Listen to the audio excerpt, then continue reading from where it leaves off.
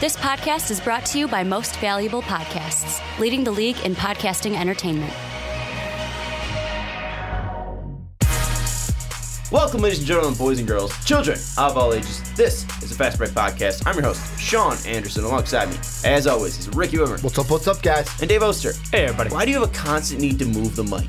You just set it up. Just set it up and leave it. I always hear the squeak. Well, I wanted to move it just a tad to the right. Well, why? It effectively did Don't nothing. change anything. No. You sound the same. I don't even have the headphones on. You sound the same. I just wanted to move it a tad to the right Insane. so I can see my laptop better. We are now continuing our rankings of the positionals, starting positions, positionals. I don't know what we call them. Starting position rankings. Starting position rankings of the NBA. We got through the point guards. We got through the shooting guards.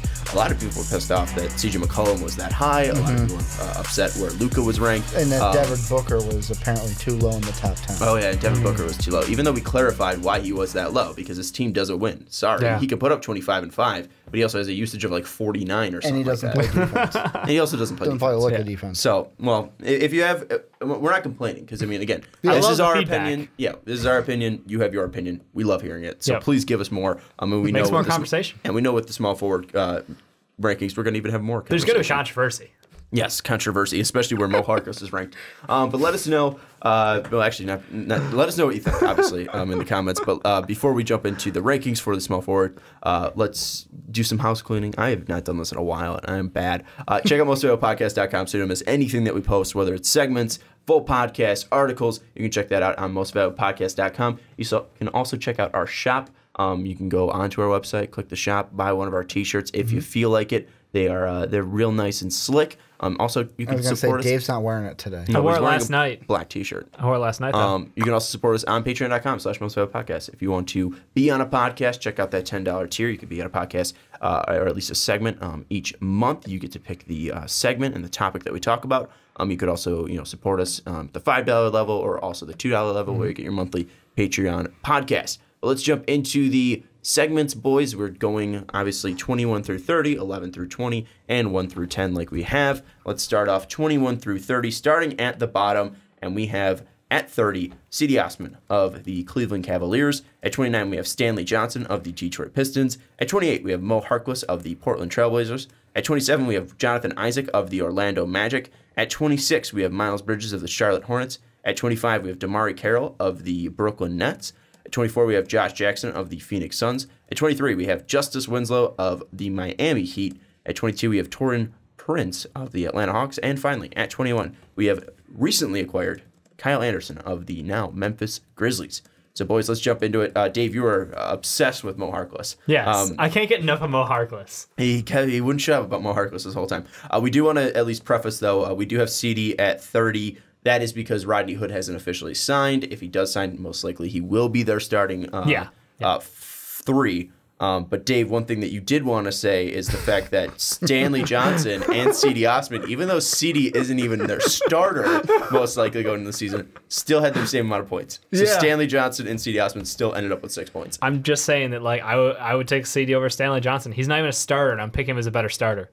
That's where I see Stanley Johnson at this year. Let's talk about CD and Stanley just real quick. Because CD, obviously, I think last year was his first year, right? Over. Correct. C's. Yes, in America. He had some flashes where he looked pretty good.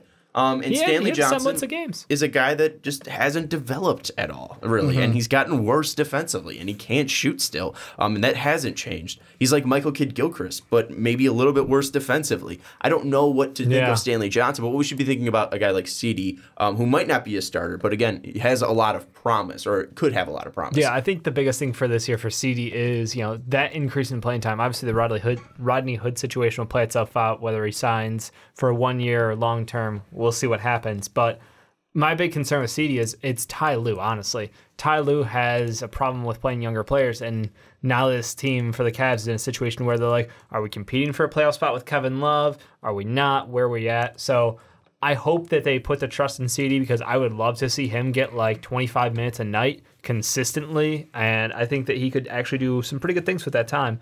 I don't think he's a world breaker or anything like superstar, but I think he's a quality player, and I really would love to see him get time. Meanwhile, Stanley Johnson is a guy who we've been giving opportunity after opportunity for on the Pistons, and there's no growth. But this is a player who can't get better, seemingly. Think about the changes that the Pistons had too. Is he going to benefit from Dwayne Casey being there and not Stan Van?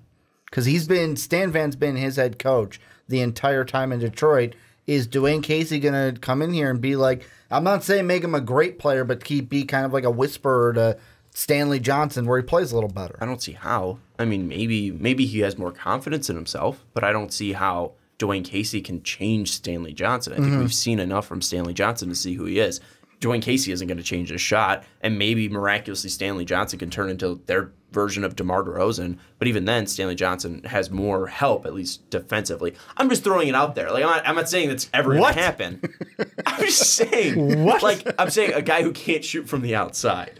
I'm not saying Dave. I'm not saying that he's going to turn into DeMar DeRozan. No, he's not going to be a top 10 guy that Dave ranks too low. DeMar DeRozan, because Dave had him way too low in his top 10. You had Bradley Beal way too low. I know. That was we all had our own. I'm just saying, like, a guy that Dwayne Casey coached in DeMar DeRozan. I'm not saying he's going to be anywhere near DeMar DeRozan. Okay. That's taking it way too out of context. I know. I'm just looking at the comment section already.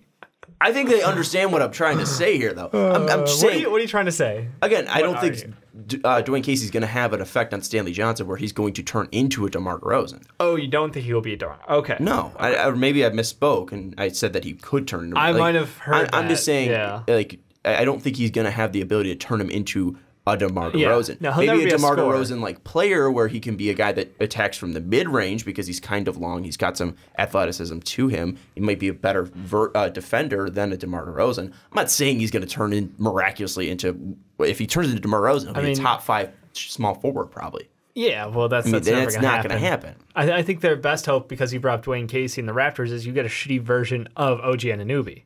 You get someone who is a defensive wing, but OG has a shot from the outside where Stan John doesn't.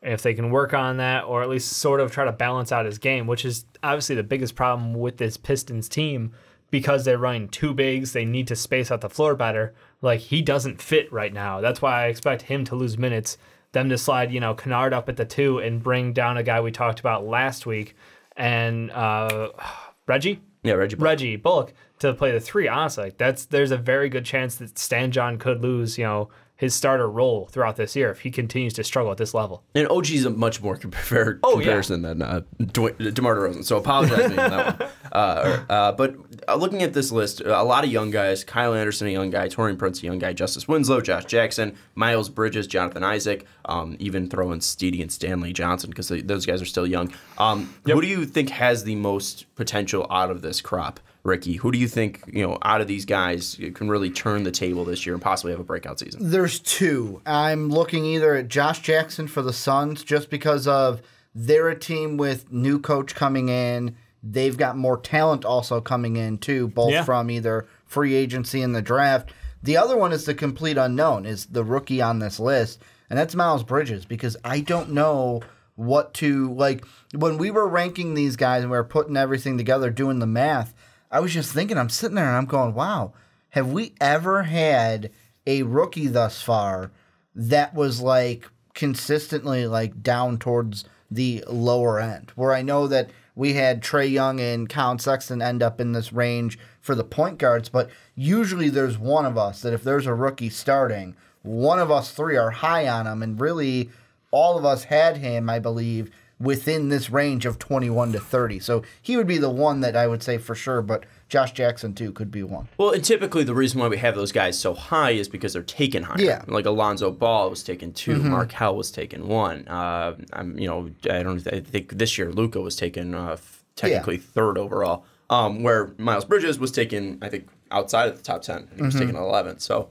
I mean, with Miles, he's still a guy a that lottery pick, but outside the top 10. I mean, he's a guy that, again, could have came out last year, decided to stay at Michigan State, took another year. He grew at Michigan State, and he's coming into a Charlotte team that I feel like needs some offense. They could definitely put Michael Kidd-Gilchrist here. There was a guy who we had in the rankings last year. But again, like Stanley Johnson, he has not developed an offensive game. And yes, he's good defensively, but even then, Kidd-Gilchrist has gotten worse defensively. He's gotten worse in the defensive box score plus minus. His defensive rating has consistently gotten worse. He's become a worse player. So I think you need to inject some life into that starting lineup. That's why we have Miles Bridges there. Is he ready to be a starter? Probably not. But is he most likely going to start and maybe give that team a better chance to win than an MKG? I think so. That's why he's there. It just depends on what will he be able to do. Because obviously we saw last year when Steve Clifford was at the helm, they brought in a guy like Malik Monk through the draft, and they really didn't give him the trust that we thought he deserved. Dave, you were a big advocate of giving Malik Monk time. Obviously, it's a new regime there, and we look at Miles Bridges probably thinking that he might be starting in the lineup. Do you think that's too much pressure for a guy like Miles Bridges? He's a second-year player coming out, which is the big difference for him. Like, he's got good tutelage or good coaching pedigree coming out of college. He's a bit older than people are normally their first year in the league. So I think everything is set for him, like, to come into the NBA and be able to be under pressure, be in a system, and be able to contribute at this next level right away. I don't know why I really asked that question, because I was going to then answer my own question. Oh, but no, I actually meant to ask it, but then I said it, and I was trying to save it from coming out of my mouth. Because, again, I was going to say, he was a 2-year starter at Michigan State. I don't think the pressure's there, but at least do you think he's ready, at least physically, to step into an offense right away and contribute, and a defense in the NBA and contribute? Yeah, I think really finding his role on this team is going to be the biggest thing, because he changed roles from his freshman year to his sophomore year in college. He went more off ball that second year, so I'd like to see what he can do now in the NBA with a true ball handler out there, him being asked to slash more, be more of a physical presence, get down in the low post, maybe work some more inside out. So I think for him, it's find his role, find the way he fits in this team is the biggest concern for me, because I'm saying all this, and I don't even know for sure if that's how they're going to use him. That's how I can see him being used. But again, this team is they're in a weird place because they've got a bunch of okay guys who fit the wing who are all going to soak time. So while we do have him as a starter, I think that's a hopeful. Well, and I mean, for me, it's the 3 ball, because like Michael Kidd-Gilchrist did start at the 3 most of last year for them. Yeah, but absolutely. He's a great defender. But as Sean said, declining, potentially. So, and the shot never got better. The hitch is as ugly as ever. Always been injured. Yep. I mean, he's never been a consistent pillar of health with MKG. A guy that is not technically a rookie, played 27 games last year, but again, he didn't have a ton of playing time last year, was Jonathan Isaac. Yeah. So at least kind of in that same realm. Ricky with Miles Bridges, a guy that is very young, a very raw player, but most likely will be thrusted into the starting lineup in Orlando. Some people might say it's Jonathan Simmons at that small forward position. If you think so, okay. But Jonathan Isaac, we have him listed as our small forward. He's a guy that can play the 4, he can play the 5. He's a guy that has 3 guard, multiple positions. Yeah. What do you expect for Jonathan Isaac? Returning after he was injured last year, coming into possibly a starting role in Orlando. Another thing, kind of like what we've said already, new guy, new coach, where I want to see what he's going to do. We had the Frank Vogel experiment. He's gone. What is he now going to do with the guy who we were talking about his former team in the Hornets with Steve Clifford, where it's a new regime for the Magic? And he was always a guy for me where when we were putting him in mock drafts, it was always like, hey, you know what? His defensive ability is why you're going to draft him. And I feel like he's not going to be, of course, the most stellar offensive player, but can he bring that offensive game up a little bit to match what he can do defensively? And can Steve Clifford bring out the most in him in his first season with the Magic? Yeah, I think that he has done everything that I wanted him to do in the first offseason, which was put on about 15 pounds of muscle. He looked great in Summer League. He looked disruptive, long, athletic. He had his mid-range shot down. Like, honestly, coming out of Summer League, he was one of the most impressive second-year players. And I say second year, like you said, Sean, he was injured for the majority of his rookie year. Didn't get much playing time. So seeing this is really enthusiastically. If you're an Orlando Magic fan, you got to love the big lineup. Like, having Gordon, Isaac, and Bamba as the future of that team, there's a lot of hope there. And I think Isaac at the 3 as a 6'11" disruptive defender, and now as he continues to develop that mid-range offensive game, if he ever gets to the point where he can comfortably stretch from 3, you're looking at dangerous. That's one thing I want to ask with Jonathan Isaac is, what do you think his ceiling is? Because he's a guy that, again, like you mentioned, balled out in Summer League. Yeah. And it is Summer League. I know, we asterisked the hell out of that. Yeah, some people will have their concerns about that. But again, he's a guy that was very young coming out of Florida State, still showed some potential as a 3-and-D player. That potential defensively has still pursued and still been persistent. Yep. So what do you think about Jonathan Isaac's ceiling? Has it changed in your mind for negative or for positive? I would probably say positively. When I saw him coming out of college, I didn't think that he would ever be able to put together a quality offensive game from outside of about 5 feet. I thought that he was too skinny and he was going to get pushed around down the low post. I thought his shot looked bad enough that he was never going to develop an outside shot. So I was like, he's a long defender with good athleticism, but I don't think he'll ever be a quality, well-rounded player. 1 year in, I've seen some maturation. I've seen him put on the size, the bulk, and keep the athleticism. And I really think there is a chance that he can develop into I don't want to throw out names. I think he can develop into maybe a top 15 small forward, top 10 small forward in the league. He has the physical tools to get there. If he has the work ethic and the work on the shot, and this team is not the Orlando Magic of old, where they failed at player development. They failed at helping their players continue to get better and better and put them in the right situations.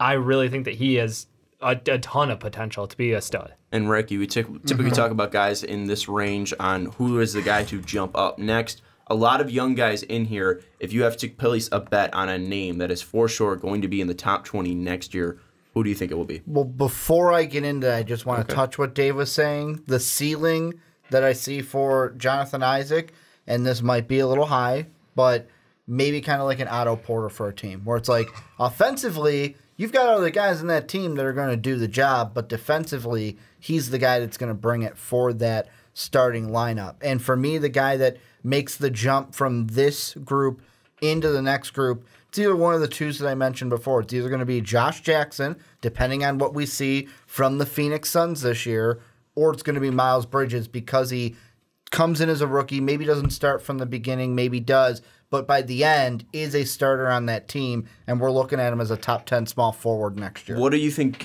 what do you at least need to see from Josh Jackson to take that jump? Because right now he's at 24. Obviously last year he was on and off, wasn't majorly consistent, showed his flashes hot late, and still showed his flashes defensively that we knew he was going to show coming out of college. I just got to see more consistency from Josh Jackson to where I know that entire team, it's a little, when you're a rookie coming in, it might be a little bit hard to kind of find your spot per se, because you've already got Devin Booker there that is the guy there, and he's the main scorer. And it's now this year it's going to be interesting to see how they throw some things around with Devin Booker, Josh Jackson, Brandon Knight hopefully being healthy, being their point guard. What's Okubo going to bring off the bench? How's DeAndre Ayton, I almost said DeAndre Jordan again, DeAndre Ayton fitting in at the 5 to where I want to see what this Suns team does as a whole. But with Josh Jackson, I just need him to be more consistent, maybe be a little bit better from the outside. And you didn't mention that they added some competition for him at the wing, and they gave him another mentor with Trevor Ariza. I think the Suns are doing what they think is best for him. Trevor Ariza is, an NBA professional through and through, been a champion, played in playoffs, been down dirty, one of the best defenders in the NBA at the wing. So giving Josh Jackson someone like that to pick his brain, to learn from, to build and grow, I think the sky's the limit for him. The problem is, where is he going to get his chances on this team? And also the problem is his shot's broken. Yeah. He was literally the worst player for the first month of the year. And the big thing, too, coming out of college in Kansas is when we saw him spot up, again, he goes up fine, but it's just his finish isn't right. His elbow's out, and then also he's not missing long. He's missing left and right. And that still stayed persistent in the NBA when he was moving back. Again, he wasn't finding his rhythm. He wasn't finding his range. Even when he was great from January to the end of the season, shot 27.6% from 3. Right. And, he did have, 17.2 points per game from January to the end of the season. 5.7 boards, 2 assists, 1.1 steals, a block and a half, half a block a game.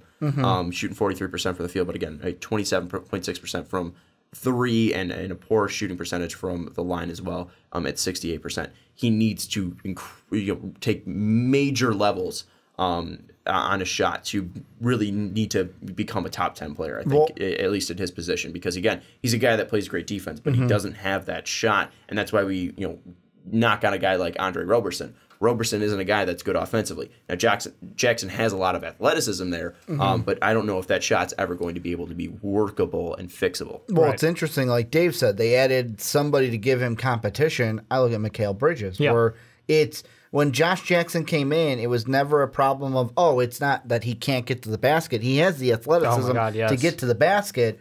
But now it's funny they bring in a guy who's just as young as him almost, about closer to his age than, let's say, Trevor Ariza's age. He's older, isn't he? Yeah, he is. But the thing that I find funny is Mikal Bridges coming in, what's the two things he excels at? Shooting the three ball and playing defense. And I wonder if they're going to use that little competition to try to motivate Josh Jackson to get better in those two spots of his game. And again, it's only his second year. So I don't think there's anything where if he doesn't play well, it's going to be like an MKG situation where he's out of the lineup. A little competition never hurt anybody. And I think it's the nature of the league right now. It's trending towards a wing-heavy league, and you need that ability to open up your offensive game from three. So you draft best player available. They made the move up to go for him. I think it was probably the right move for them. Because if they had stuck with Zaire Smith, they got another interesting project on offense, but great defensive player. And I feel like Josh Jackson is that for them already. They used a really high draft pick on him.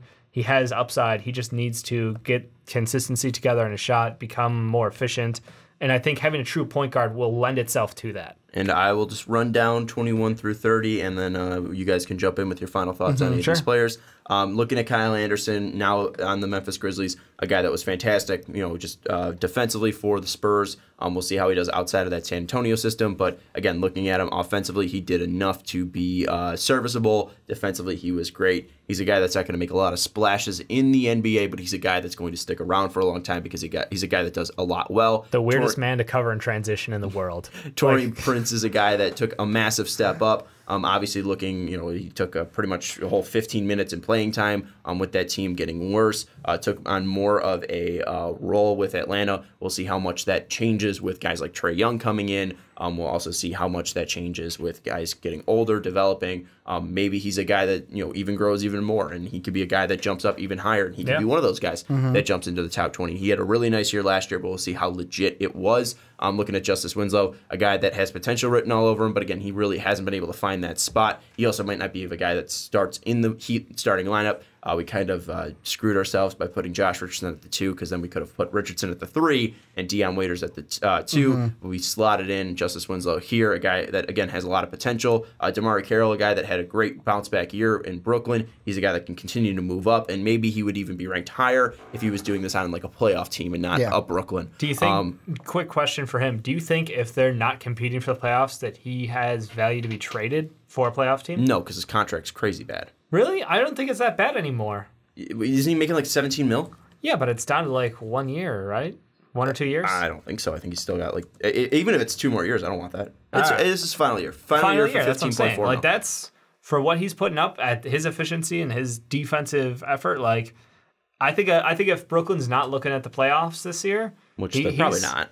You never know. I mean, it's the East, but probably not. It's the East. Not just the East, the weak East. No, oh, my God. I'm gonna slap the shit out of Ricky for saying weak East 15 times a show. But no, I want to toss it out there because I think some team might be interested in take a flare on him. If someone goes down, you get yourself a quality small forward out there who can play the wing, defend, and shoot. Got to be a playoff team that also has a lot of flexibility cap-wise, because it's going to be tough to, again, it could cap-wise, where bad contract for him plus pick. The playoff team's giving up a pick, but that has to be a really nice. That has to be like a perfect situation. For that to happen. Fair. I mean, does DeMarre Carroll have value now? That again, there's less years on that contract. He's been salvaged. Yes. I'll agree with that. And finally, one we didn't talk about was Mo Harkless, a guy that is fine. Ask Dave who he is. Might be. He might be a guy that isn't in the starting lineup. Evan Turner is a guy who. You might be in that starting lineup. Again, both those guys are severely overpaid for being okay at basketball. But any final thoughts on any of these guys? No, I mean, with me, the last thing I was going to say with our just kind of wrap up the Josh Jackson thing is I wonder with, like Dave said, with the league going to wings is can Mikal and Josh Jackson be to the Suns what, and I'm not saying this exactly, I'm not overreacting here, kind of like a JT Jaylen Brown for the Boston Celtics. I know they kind of skyrocketed this year. I'm not saying the Suns in the Western Conference Finals. That's some wishful thinking if you're a Suns fan, probably. Maybe you're sitting there going, hey, why can't these guys develop and do similar things with a guy like Devin Booker also? Yeah, no. I think you're absolutely see some lineups out there with Dev Book, Dev Book, Josh Jackson, and Mikhail out there together. So I think it's going to be a big thing for them this year. I know we got a lot of Suns fans. I know we got Alexis Villanueva. I know we got obviously our boy Z. Z? I don't know. I want to go all in on the Suns. But also, I don't have enough faith in that franchise to do so. 2 to 3 years, man. That's what I'm saying. 2 to 3, they'll be a playoff team. Maybe, but also I don't trust it. What have they done in the past 10 years to give me faith? Lose. I mean, they have our boy Igor, and I still can't say his last name apparently. Just say Igor, man. But I'm trying my best, people. I forget who I said wrong last time too, and I got called out for it in the comments. Yep. Like, I think it was Frank. It was Frank's last name. Yeah. I was trying to get Frank's last name right, and people were like, "You said it wrong." I'm like, I was literally practicing it over and over again. I was like, I got it. I'm very confident. You were. Fair enough. I'll give you credit. My last shot. My whole thing with the Suns is I don't have enough faith to put them in to even say that they're going to be in the playoffs from 2 to 3 years now because the West is fucking crazy. Yeah. It's insane. My last shout out is Justice Winslow. Like, he's a guy who actually looked pretty good during the playoffs as a secondary primary ball handler coming out of the wing. So he's a guy where I don't know what the hell the Heat are. They're a team of good, not great, and they're a meddling team with great coaching, great front office.